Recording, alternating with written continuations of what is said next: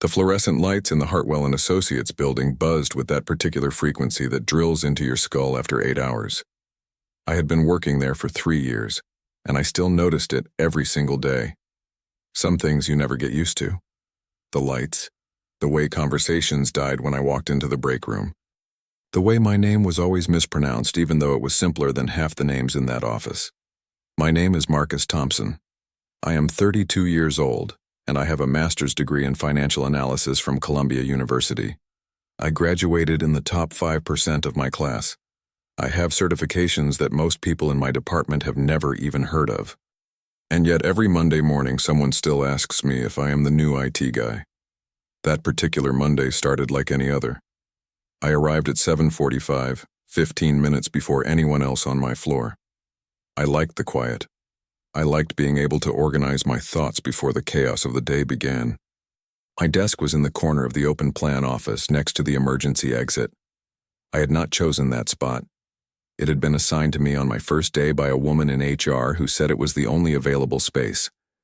I later learned that 3 other desks had been empty that same week. I powered on my computer and reviewed the quarterly report I had been working on for the past month. The Henderson account. It was the largest client in our portfolio, worth over $40 million annually. The report was my responsibility, and I had poured everything into it. Every number verified. Every projection grounded in solid data. Every recommendation backed by market research.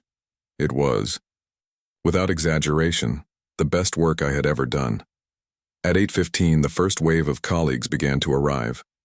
I nodded at those who made eye contact. Most did not. There was James Peterson, the senior analyst who had been with the company for 12 years. He walked past my desk without acknowledgement. His coffee cup clutched like a weapon. There was Linda Hartman, the team coordinator, who smiled at everyone except me. And there was Craig Sullivan, the department manager, whose corner office had a window overlooking the city skyline. Craig was a particular kind of problem. He was 53 years old, came from old money, and had inherited his position from his father, who had been one of the original partners. He played golf with clients on Wednesdays, left early on Fridays, and took credit for work he had never touched. He was also, in the most technical and legally defensible sense of the word, my boss. At 9 o'clock we had our weekly department meeting. I sat in my usual spot at the end of the long conference table. Craig stood at the head, gesturing at a slideshow that Linda had prepared. The Henderson account is our priority this quarter, Craig announced as if this were breaking news. I trust everyone is doing their part to ensure we deliver excellence. He looked around the room. His eyes passed over me without stopping. I was invisible in that moment, even though the Henderson report was currently sitting on his desk, waiting for his signature. After the meeting, I returned to my desk and found an email from Craig. It was marked urgent. I opened it and read the 4 words that would change everything. See me? Now. Urgent. I walked to his office. The door was open. Craig was sitting behind his desk, his face arranged in an expression I had never seen before. It was something between anger and satisfaction, which is a combination that never leads anywhere good. Close the door, he said. I closed it. Sit down. I sat. Craig leaned forward, his fingers interlaced on the polished mahogany surface. We have a serious problem, Marcus. A very serious problem. I waited. In situations like this, I had learned that silence was often the safest response. The Henderson report, he continued. There are discrepancies, major discrepancies, numbers that do not match, projections that are way off base, and some data that appears to be, frankly, fabricated. The room seemed to tilt slightly. I felt my pulse accelerate, but I kept my face neutral. I'm not sure I understand, I said carefully. I double-checked every figure in that report. I have documentation for every single data point. Craig shook his head slowly, like a disappointed parent. That is not what I am seeing. And honestly, Marcus, this is not the first time your work has raised concerns. This was news to me. In 3 years, I had never received a single negative review. My performance evaluations had been consistently excellent. But I knew better than to argue in that moment. I would like to see the discrepancies you are referring to, I said. If there are errors, I want to correct them. Craig smiled. It was not a friendly smile. That will not be necessary. I have already assigned James to review the report and make the necessary corrections. Given the sensitivity of the Henderson account, I am sure you understand. I understood perfectly. What I did not understand was how this was happening. I had saved multiple versions of that report. I had backup files on my personal drive. Every calculation was documented. There was no way there were fabricated numbers in my work. I think there may have been some kind of mistake, I began. Craig cut me off. The mistake was trusting you with this account in the first place. Honestly, Marcus, I gave you a chance because I believe in diversity. I believe in giving everyone an opportunity to prove themselves. But this? He gestured vaguely at his computer screen. This is exactly what I was worried about. I felt the words land like physical blows. There it was. The thing that was never said directly but always implied. The assumption that I was here to fill a quota. The belief that my degrees and certifications were somehow less valid than those of my white colleagues. The suspicion that I did not actually deserve my position. I did not fabricate any data, I said, my voice steady despite the storm inside me. I can show you my documentation. I can walk you through every single calculation. Craig stood up, signaling that the conversation was over. That will not be necessary. What is necessary is that you take some time to reflect on your future here. I am putting you on administrative review pending an investigation into your work on the Henderson account. You will continue to receive your salary, but you are not to work on any active projects until further notice. I walked out of that office in a daze. Administrative review, investigation. Those words meant one thing. They were building a case to fire me, and they were using my own work I knew was impeccable, to do it. I returned to my desk and sat down. My hands were shaking. I looked at my computer screen, at the email client still open, at the perfectly organized folders containing years of my professional life. Everything I had built was being dismantled, and I did not even know why.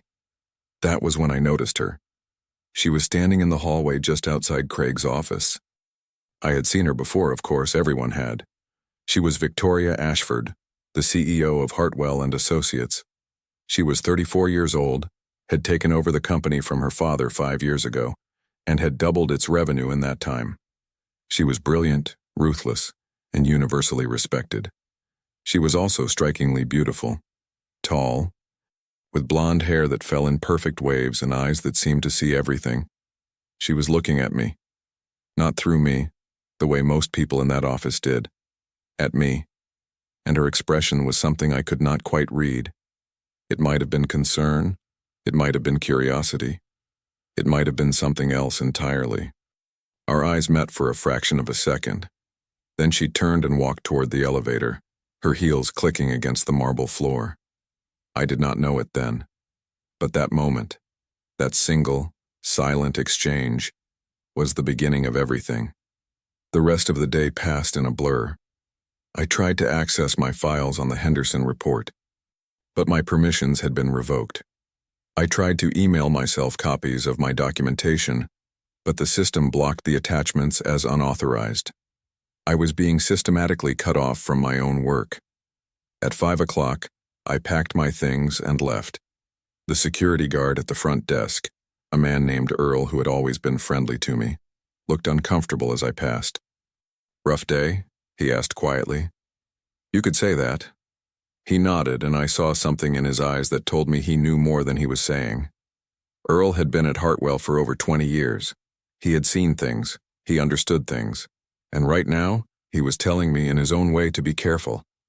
I drove home to my apartment in Brooklyn and sat in the darkness for a long time. I thought about my mother, who had worked 2 jobs to put me through school. I thought about my father, who had died when I was 12, who had always told me that education was the one thing nobody could take away from me. I thought about all the sacrifices, all the sleepless nights, all the times I had been told I did not belong in spaces that I had earned the right to occupy. And I made a decision. They wanted to set me up. They wanted to use me as a scapegoat for something I did not do. They wanted to destroy my career and my reputation and walk away clean. I was not going to let that happen. I did not know yet how I would fight back. I did not know who was behind this or why. But I knew one thing with absolute certainty. I had the truth on my side, and somewhere in that building there was evidence that would prove it. All I had to do was find it. The investigation began 3 days after my meeting with Craig. I received an official letter from Human Resources informing me that an internal audit had been launched into my work on the Henderson account. The letter was written in that cold corporate language designed to sound neutral while cutting like a knife. It informed me that my access to company systems would remain suspended. It informed me that I was not to contact any clients or colleagues regarding ongoing projects. It informed me that I should make myself available for interviews with the audit team at their discretion. What it did not inform me was that I had already started my own investigation. I had spent those 3 days gathering everything I could. Personal notes I had taken at home. Screenshots I had saved to my phone out of habit. Emails I had forwarded to my personal account before the lockdown. I created a timeline of every interaction I had with the Henderson account. Every meeting, every phone call, every revision. I documented everything with the same precision I had applied to the report itself. What I discovered confirmed my suspicions. The version of the Henderson report that Craig had shown me, the one with the supposed discrepancies, was not the version I had submitted. Someone had altered it. Someone had changed the numbers, removed my documentation references, and inserted errors that made my work look incompetent at best and fraudulent at worst. The question was, who? I had my suspicions, of course. James Peterson had been given the account after my suspension. Craig had always resented my presence on the team. There were others too, people who had made comments over the years, people who smiled to my face and whispered behind my back. But suspicions were not evidence, and evidence was what I needed. 2 weeks into my suspension, I received an unexpected visitor. I was working from my apartment organizing my documentation when my phone buzzed with a text message from an unknown number. The message was simple. Front entrance, 5 minutes, black sedan. I stared at the screen, my heart racing. This could be a trap. It could be someone from the company trying to catch me doing something I should not be doing. It could be anything. But something told me to go. I walked downstairs and out the front entrance of my building. A black sedan was parked at the curb, just as the message had said. The rear window rolled down, and I saw a face I recognized immediately. Victoria Ashford. She gestured for me to get in. I hesitated for only a moment before opening the door and sliding into the leather seat beside her. The car pulled away from the curb immediately.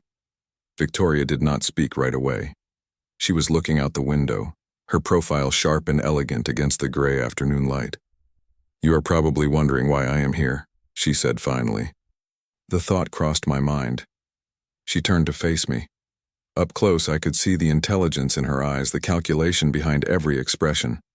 She was not a woman who did anything without purpose. "I saw what happened," she said. "In Craig's office. I saw how he spoke to you. I heard what he said. I felt my chest tighten. With all due respect, if you saw what happened, why did you not say anything?" She smiled slightly. "Because speaking in that moment would have accomplished nothing. Craig would have dismissed my intervention as emotional. He would have painted you as needing protection, and he would have used it against both of us." She paused. "I have been in this industry for 15 years, Mr. Thompson. I know how these games are played." I considered her words. She was right, of course. Any defense from her in that moment would have been weaponized. It would have confirmed every narrative they wanted to build about me. That I could not stand on my own. That I needed special treatment, that I did not truly belong. "So why are you here now?" I asked. Victoria reached into a folder beside her and pulled out a stack of documents. She handed them to me without a word. I looked at the first page and felt my blood run cold. It was the original Henderson report. My original report. The one with all the correct numbers, all the proper documentation, all the work I had actually done. "Where did you get this?" I whispered. "I have access to the backup servers," she said. "The ones that Craig does not know about. I had my IT team run a comparison between the report you submitted and the report currently in the official file. The differences are substantial. I flipped through the pages, seeing my work, my real work, laid out in black and white. This proves I was set up. It proves that someone altered your report after you submitted it, Victoria corrected. It does not prove who. Not yet. She was right again. The documents showed what had happened, but not who was responsible. Anyone with access to the system could have made those changes. Why are you helping me? I asked. It was the question that had been burning in my mind since I got into the car. Victoria Ashford was the CEO of a major financial firm. She had everything to lose by getting involved in a scandal involving accusations of racism and fraud. She had no reason to risk her reputation for an analyst she barely knew. Victoria was quiet for a long moment. When she spoke, her voice was different, softer, more personal. Because I have seen this before, she said.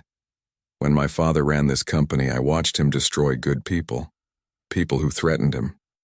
People who made him feel insecure. He used the system as a weapon, and everyone looked the other way because he was powerful. She met my eyes. When he died and I took over, I promised myself that I would never let that happen again, not under my watch. I did not know what to say. This was not the Victoria Ashford I had imagined. The cold, calculating executive who cared only about the bottom line.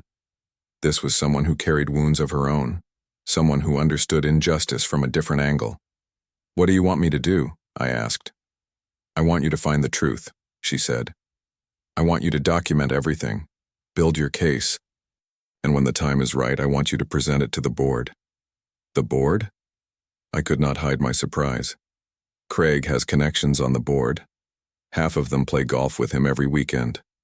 Victoria smiled again, but this time there was steel behind it.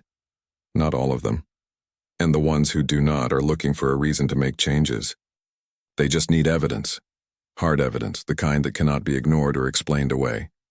The car pulled to a stop. I looked out the window and realized we were back at my apartment building. There's a flash drive in that folder, Victoria said. It contains the original files, the comparison analysis, and some additional documents that may be helpful. Guard it carefully. I nodded, clutching the folder against my chest. One more thing, she added as I reached for the door. Be careful who you trust. Craig is not acting alone. He has allies in that building, people who benefit from the current arrangement. They will not give up without a fight. I stepped out of the car and watched it pull away into the evening traffic. I stood there for a long time, the folder pressed against my heart, feeling the weight of what I was about to do.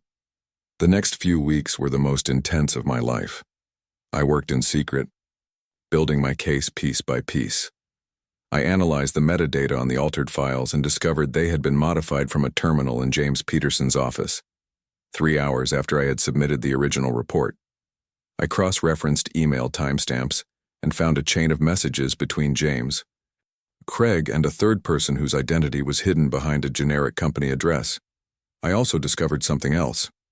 The Henderson account was not the first time this had happened.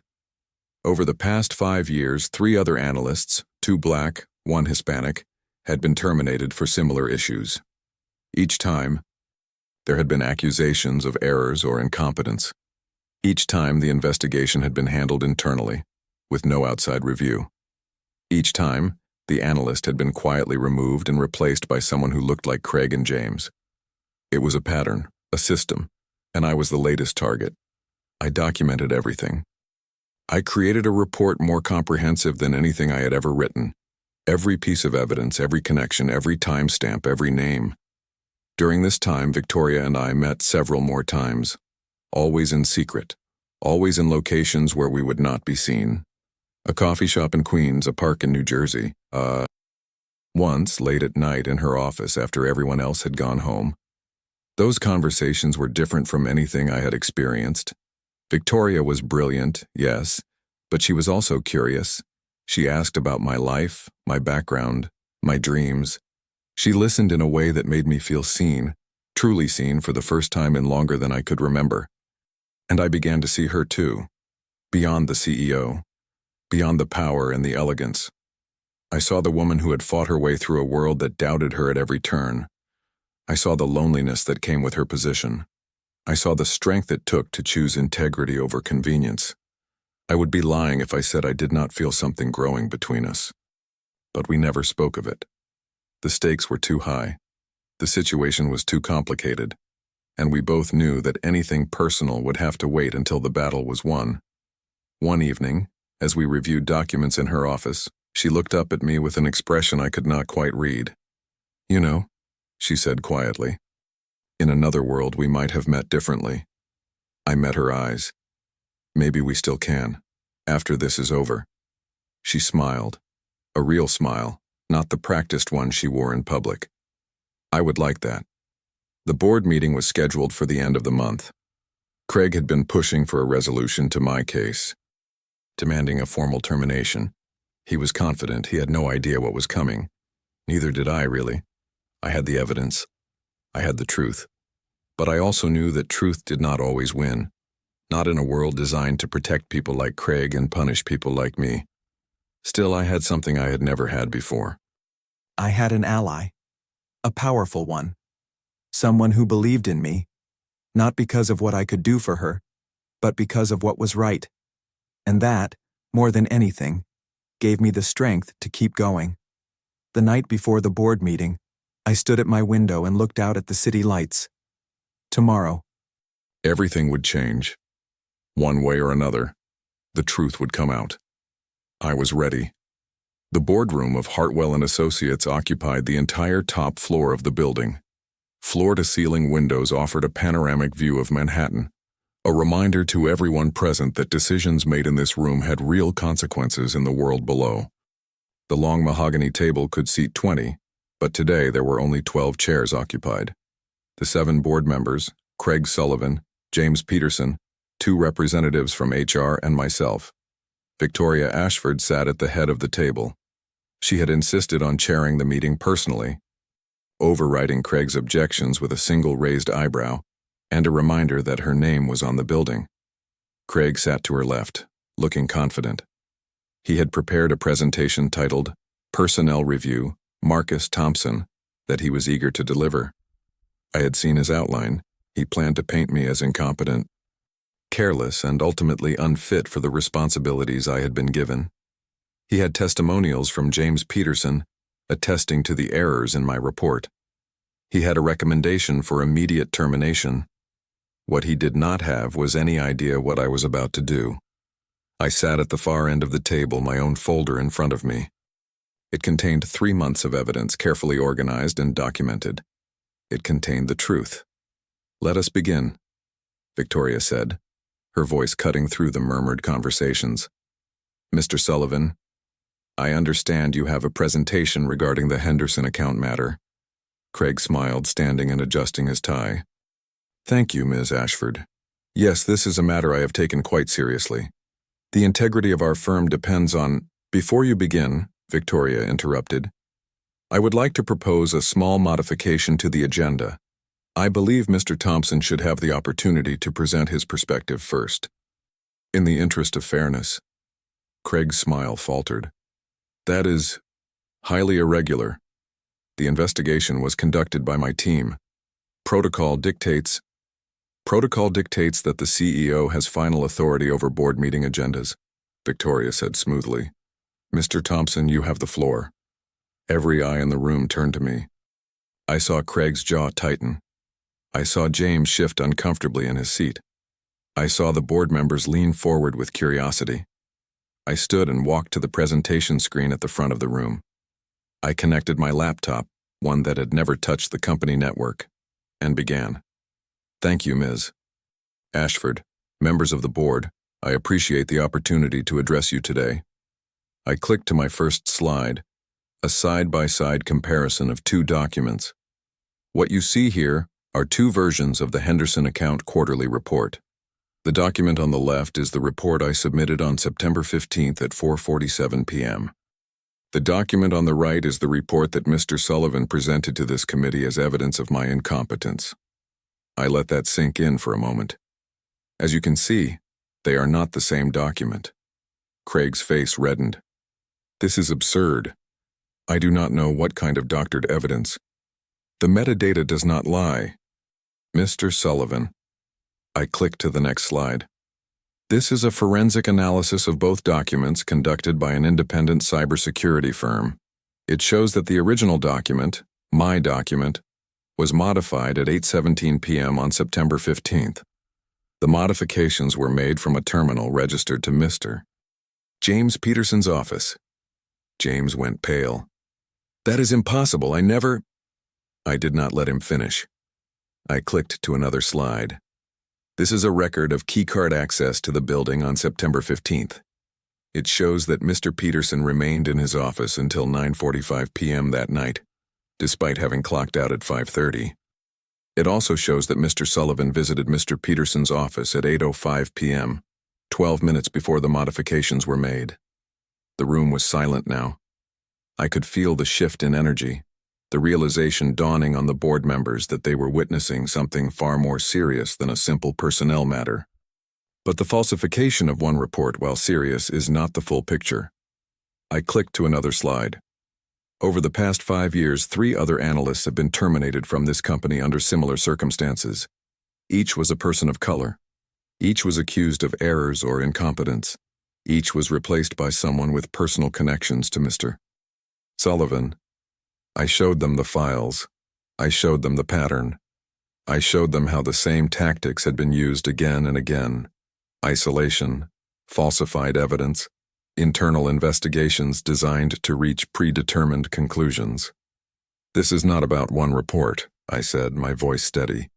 This is about a systematic pattern of discrimination and fraud. A pattern designed to eliminate employees who do not fit a certain profile and protect those who do. Craig was on his feet now, his face twisted with rage. This is a complete fabrication. Ms. Ashford, I demand that this man be removed immediately. He is clearly unstable, and his accusations are— His accusations, Victoria said quietly, are supported by evidence. Evidence that I have independently verified. The room went very still. Victoria stood and walked to the front of the room. She took her place beside me, and I felt the weight of her presence. Not just her authority, but her choice to stand with me in this moment. I have been aware of these issues for some time, she said to the board.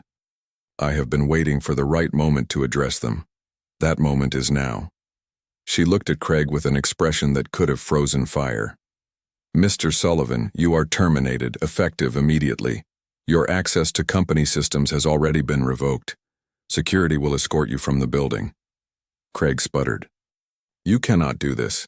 My family has been with this firm for— Your family's legacy does not excuse fraud, Victoria said, nor does it excuse discrimination. The board has full authority to review this decision, but I am confident they will support it.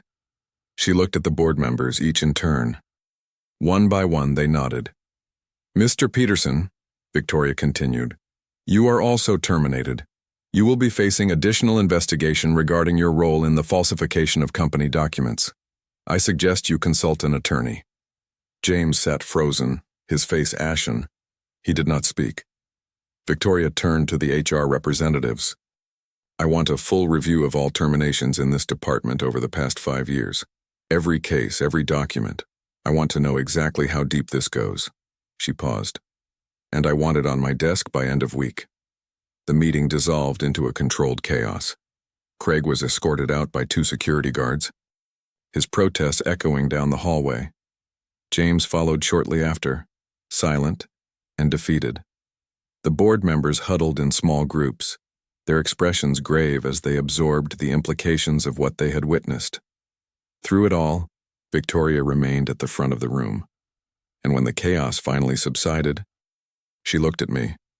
Mr. Thompson, she said, loud enough for everyone remaining to hear, I owe you an apology on behalf of this company. What happened to you should never have been allowed to occur. I hope you will accept my personal commitment to making things right. I nodded, not trusting my voice in that moment. The weeks that followed were a blur of investigations, meetings, and restructuring. The review Victoria had ordered uncovered additional evidence of discrimination throughout the department. 2 more managers were terminated. Policies were rewritten. Training programs were implemented. The company that had tried to destroy me was transforming before my eyes. I was reinstated with a promotion to senior financial analyst. It was a position that should have been mine years ago, a recognition of work that had been consistently overlooked.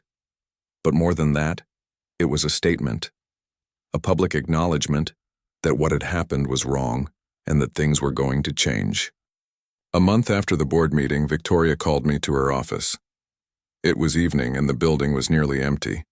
The city lights sparkled through the windows like a field of earthbound stars. "You wanted to see me?" I said, closing the door behind me. She was standing by the window, her back to me. When she turned, I saw something in her expression that I had never seen before: vulnerability, uncertainty, hope. "I wanted to thank you," she said, "for your courage, for not giving up when everything was stacked against you." "I could not have done it without you," I replied. "You took a risk. You believed me when no one else would." She smiled, that real smile I had come to treasure. "I did not just believe you, Marcus. I believed in you. There is a difference." She walked toward me, stopping just a few feet away. "I know this is complicated. I know there are 1,000 reasons why we should not, why it would be inappropriate. But," I prompted, "but I have never been very good at following rules that do not make sense." She reached out and took my hand. Her touch was warm, electric.